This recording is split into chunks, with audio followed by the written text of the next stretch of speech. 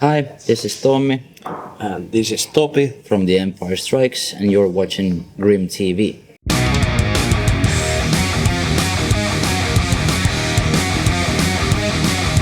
Really nice to meet you guys today. You too? How you doing today? Well, I guess pretty normal Wednesday Yeah, after day jobs, sitting here with you, chatting. yeah. Like I mentioned just before we started this, your new album is coming out in a couple of days, Yeah, Yeah, and you're about to leave on tour. yeah, Yeah. do. So, I guess in a way, pretty hectic times. Well, at least fun times. It can be a bit busy, but still, yeah. Kind of eagerly waiting for the vinyls to arrive from Spain, so Right. yeah. This new album called Volume 5, your fifth album. Yes. Do you feel like this album is kind of like a new chapter for the Empire Strikes, or just continuation of what you were doing mostly? You want to answer? Well, it's new chapter. Thinking we are now 5-piece because we are keyboard player now in band. So that's also Wall 5. Yeah, basically. Yeah, yeah, Could have been Fab Five too. So yeah. But I don't know.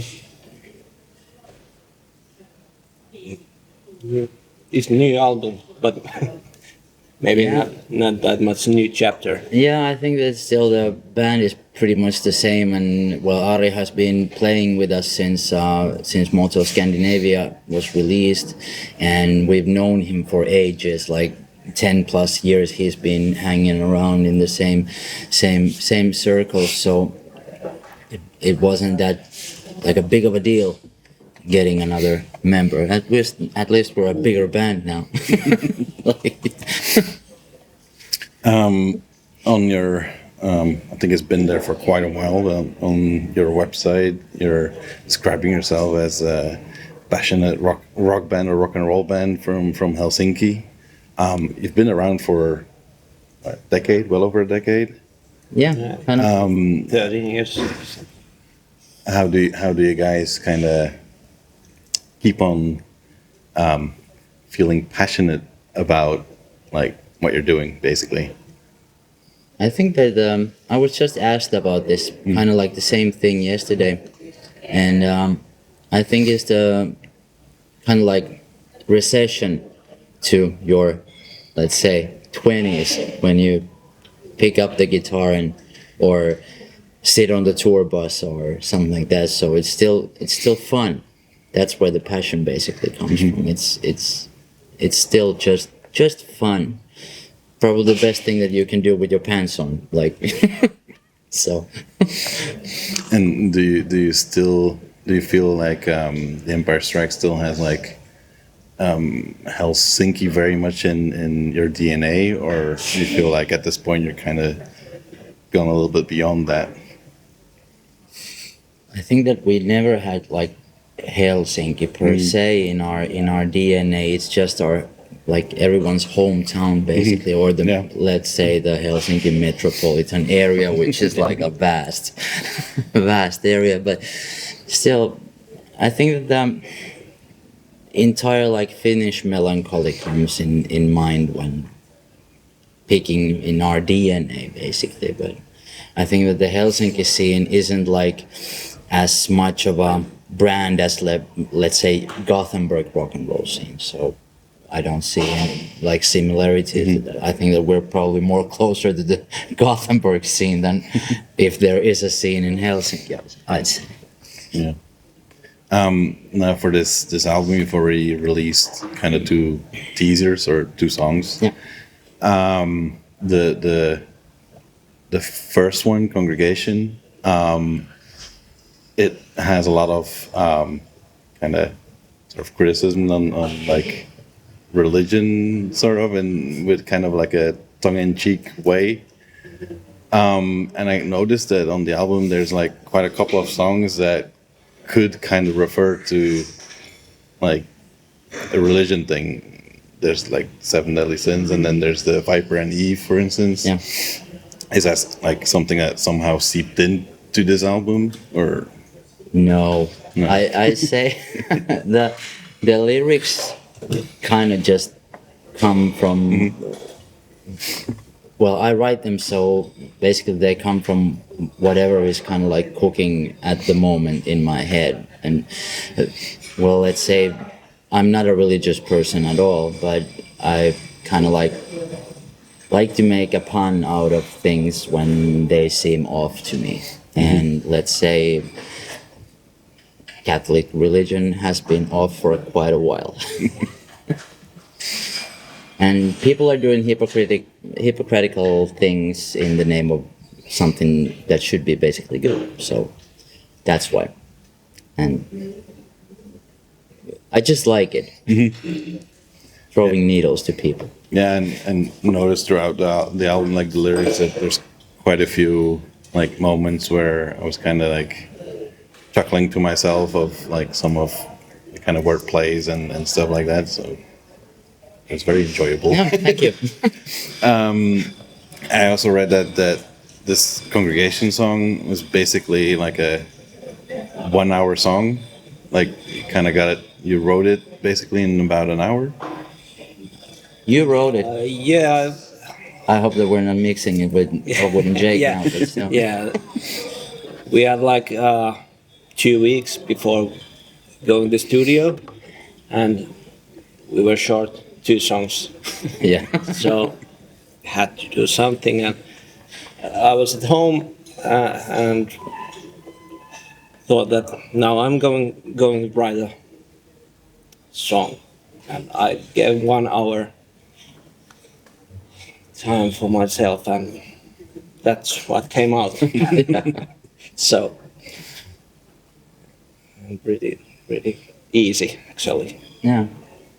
And it was fun when we started fiddling with congregation, that it kind of like clicked pretty easily together when we started playing it, like with the whole 5-some. So, and it mostly does. I think that there's not a single song, except maybe for Viper and Eve, that has been like produced that much.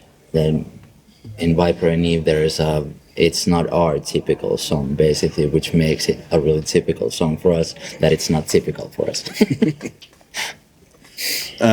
You were just a moment ago like kind of like are we mixing up songs or something? I think that about Elwood and Jake, that you said that was basically kind of overnight made. Yeah. Yeah. Also quite like short time, I guess. Yeah, you could say. I think that Topi and I, we have this kind of like we've been basically married over 20 years to each other, and there's this kind of weird connection. He sent me like a really short demo for Elwood and Jake, and asked me that can I figure something out, and it took like, I don't know, hour and a half, and I sent him like a similar short demo back with basically all the lyrics and melodies in it, and that was basically it. So it's fun when it happens that easily. So, and we've had these kind of moments a couple of times before, and that's probably the best way to make music, that we feel something with each other, and then it just comes out like this. So basically for Elwood and Jake, we can say that sort of the riff came first, and that kind of triggered because it's clearly kind of a reference to Blues Brothers. Yeah, pretty obvious, clearly. yeah. So was that like when you heard his demo, was that kind of almost immediately kind of some? That Yeah, triggered it took me like an hour and a half to Yeah, figure well. it out. So, and it had this kind of like a, let's say, Turbo Jugend-ish clang to it in the first place. So that's one of the drivers in it, and of course the Blues Brothers movie and the saga that they've gone through. Still, just like happy song for happy people, you know. And since the song is heavily inspired by Blues Brothers, kind of begged me to wonder if the Blues Brothers movies for you guys was like has meant a lot, like in your kind of musical journey or discovery or whatever. Like, was it like a significant thing for you guys, or? You want to answer? Well, it's a good movie, but I think that Yeah. we could be more compared to Spinal Tap or something like that because it's Maybe, more, yeah.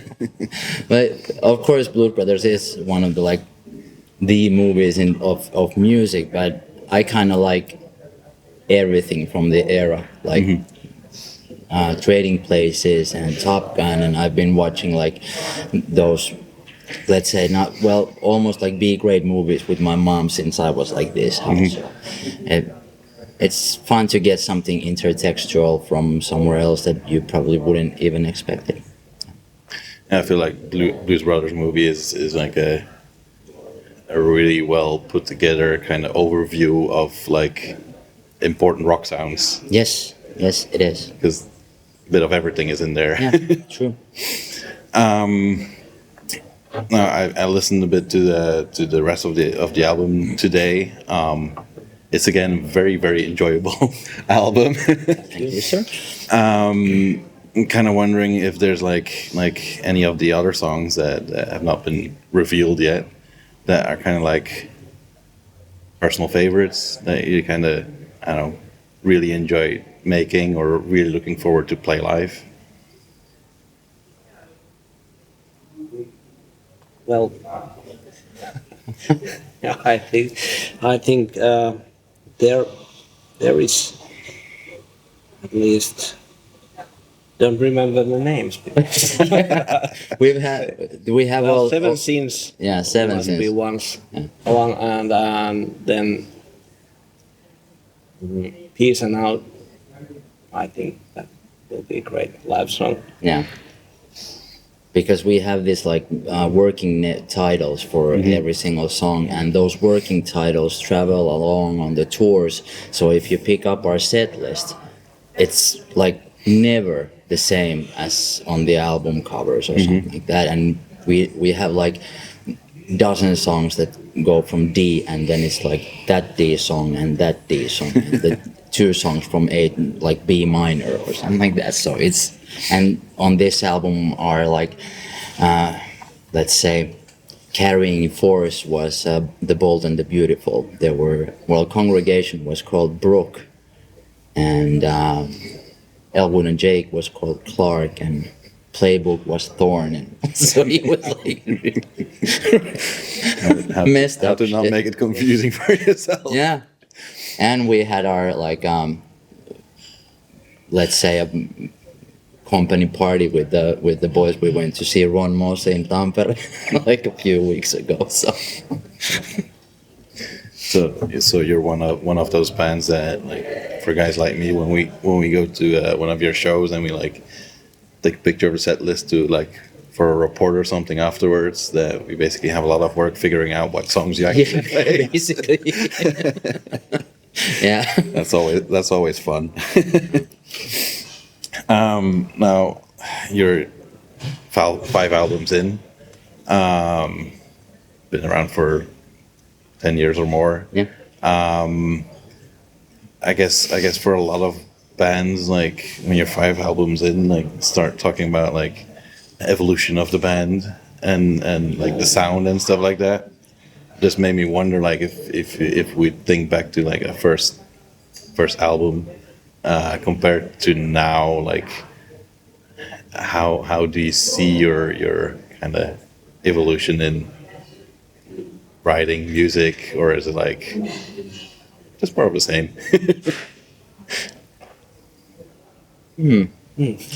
We still have the same gear. Yeah. Yeah. Basically, I haven't touched my knobs on the amp in a decade. Have you? Yeah, not that much. Yeah. Couple of new guitars. Yeah. Yeah. Yeah, but I think basically nothing has changed. Yeah, you can't call this like progressive rock. It's more like regressive every single time. That yeah, I think that thing that has evolved is hopefully the songwriting skills. That it's more us than taking references from somewhere. Of course, you sometimes you just have to pay homage for your idols or something like that. But still, I think that on the, let's say, last 3 albums, I'd say from Charm on, it's been more and more just us in every single way. So I guess you could say that you've by now sort of found like a, I guess, good balance between like kind of having that nostalgic sound, but also having your own kind of a little bit more modern touch to it. Yeah, sure. And we kind of like, basically, it's been pretty clear to us that we don't have to follow any rules or fit in a margin of something. We can basically put pretty heavy song on the album, or like Elwood and Jake, and what happens after Elwood and Jake, well, you'll hear like on Friday what happens after Elwood and Jake, and that's basically designed that when you flip the vinyl. Yeah, and that's something new. For Yeah, us yeah, also. it is. Yeah. Yeah, I guess by now you sort of have your own basically rule book. Yeah, true. I kind of always thought that, let's say, Queen and Foo Fighters are those like massive giants that don't have to follow anyone. Like, and I kind of like the freedom in the same way that you don't have to make like action rock, action rock, action rock, action rock, or heavy metal or disco metal or something like that. Or you can just do whatever you want. If it sounds good to yourself, I kind of like hope that somebody else likes it too, and then it's not like crash and burn. For the 2 singles that you released, you came along with some quite fun music videos that looked like you guys had a lot of fun mostly. Yeah. Well, yeah, we did. Let's say you can talk about Congregation video, because that was like your. Yeah. Well.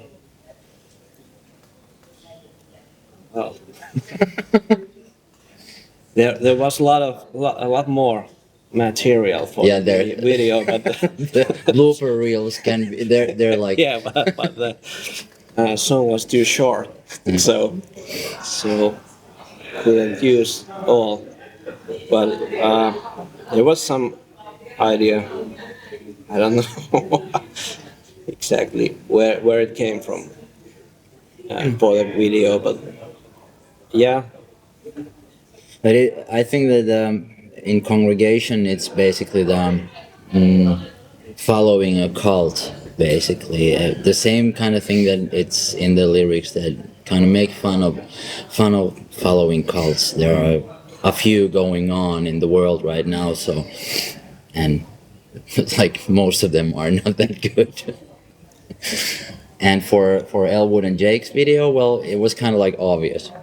Why not? And I'm not sure if basically there's some fun joke only for the Finns in the beginning of the video when we're talking in Finnish, basically the same line that Dan Aykroyd and Belushi are saying in the movie, but we're using a Saab car, which used to be a police car in Finland, and when they're talking about going to Chicago, we're talking about going to Lahti, which is Chicago in Finland. So, and we had our stuntmen in the video, and gotta say, shout out to Ida and Lauri that they were amazing, like throwing themselves in the making of the video. So it was kind of like something that had to be done, because if we would have postponed it for later, then it just wouldn't have happened. And this kind of humorous thing comes back quite regularly with your lyrics, your videos? Is that something that you feel like humor in your music or in rock overall? Is you feel like that's something that like is very much needed or like sort of essential for you? Yeah, I think this is all about having fun. So Yeah, we I could think also like yeah. bite our lips and make the blood taste in our mouths, but and talk about like I don't know heavy things or something like really really important. But it's more fun to sing about like girls and rock and having fun basically, and making fun of religions and so it just feels more like us. Yeah. Yeah. I guess a way to somewhat fight the identity of Finnish melancholy. Well, yeah, and in the other hand, giving the let's say, the other side of it. You can all being sarcastic is always fun, also, and well, lyrics wise, it's always fun to have some kind of like that. There's the other side of things. Also, you can sing about basically make a song about a relationship, but from a dog's point of view. We've done that too. Yeah, it's always fun to see those kind of different creative takes. Well, I hope there's a bunch of people picking up on the album. I feel it's another strong addition to your what you already have. Thank you. And like we were saying earlier, you're about to leave on tour back to your basically second home, I believe. Back to Spain. We're probably going to Spain next year. Next year. Yeah. In a couple of weeks, we'll be playing a few shows in Germany, Okay. and then popping in Belgium too, in Namur. Yeah. Okay. Never been to Belgium before, so now it's nice to visit that country also. Yeah, and hopefully we get the Spain tour locked and loaded as soon as possible, and we will be celebrating Volume 5 in Helsinki in semifinal on 5th of December. So And that's also fun because we haven't played there in 5 years. yeah, Something. yeah, it's the first show in semifinal in 5 years, I think, and it's this year 25 is also like the decade since 1983 came out, so we're gonna have a little bit of something from the first album also over there. So.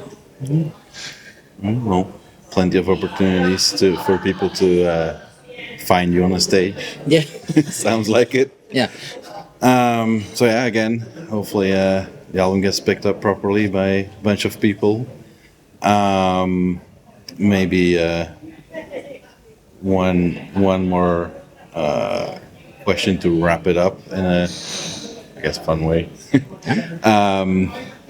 If this album, Volume 5, since we were talking in the beginning of this interview about movies, if the album would be a film genre, what would you give it? A film genre. Yeah. That's bad. I don't want to go like below any standards.